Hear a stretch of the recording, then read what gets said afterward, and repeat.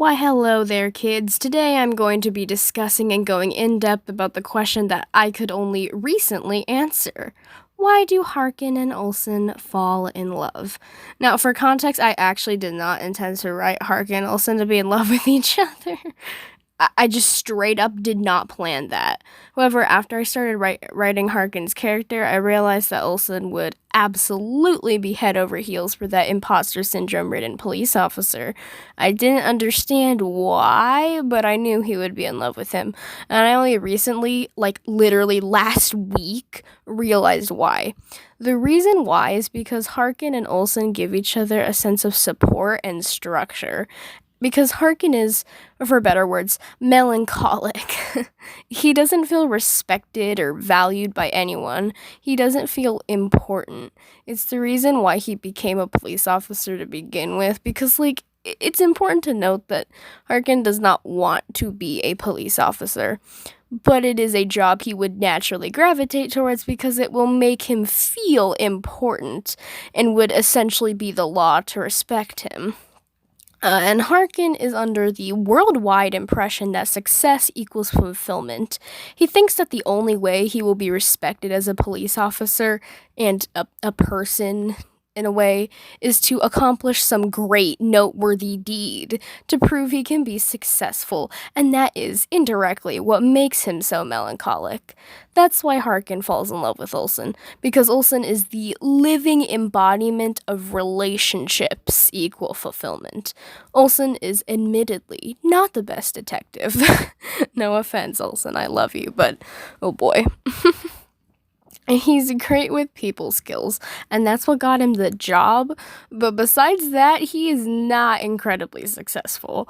But the thing about Olsen is that Olsen is okay with not being successful, because Olsen, unlike Harkin, feels fulfilled and valued in life because of his relationships to others. Olsen feels valued by Elisa and Ellie, his other siblings, the people in town endlessly swayed by his charm. He doesn't need success to be happy, and that is what he ends up showing Harkin. He shows Harkin that he can feel valued and important in life because of his connections to others, and that he doesn't need to accomplish anything to be of value. Olsen makes Harkin feel supported, emotionally. He doesn't see Harkin as weak or naive, rather as kind and compassionate, even almost to a fault. Olsen makes Harkin feel important, like he's loved, and Harkin wants to feel that way all the time.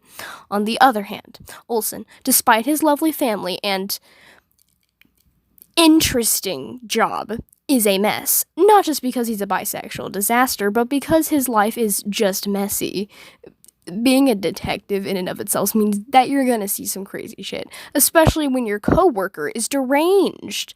Really think about it. Olsen lives in a small apartment with his 27-year-old sister, 6-year-old niece, has a manic and abusive coworker, and works a job as a detective in a city riddled with crime and ungodly amounts of murder.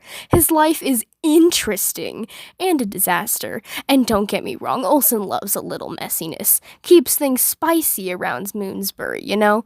But even though he doesn't mind a little chaos, the story of Fatalis does cause him to be in a lot of stressful and overwhelming situations. You know, like my life. Olsen is in desperate need of two things: a boyfriend, and also stability. And luckily for Olsen, Harkin does give him a sense of stability. Harkin is a gentle, sweet, soothing presence in general and makes Olsen feel well comforted and loved. And not just that, but he's also just generally very protective of Olsen in those stressful and dangerous situations, which is A, really sweet, and B, just about the hottest thing he's ever seen. Just saying. Besides, sometimes you just need your supportive detective boyfriend or your sweeter than sugar police officer boyfriend. Sometimes you're a petty gay living in the West Egg part of New York and you have a very special rich gay friend named Gatsby and, you're homosexually in love with him. Yeah, I get that. That happens every week to some chump, And that's why Harkin and Olsen fall in love with each other. They bring each other a feeling of support and structure that nobody else ever has. There is a reason they have the color schemes of red and blue, because, much like the title implies, Harkin and Olsen are made for each other. Nothing is ever a coincidence in Delphine. Everything is always unequivocally connected to Fatalis. Thanks for listening to me ranting about my stupid story again, and yeah, have a good day and don't get shot by Vivica, especially you, Harkin.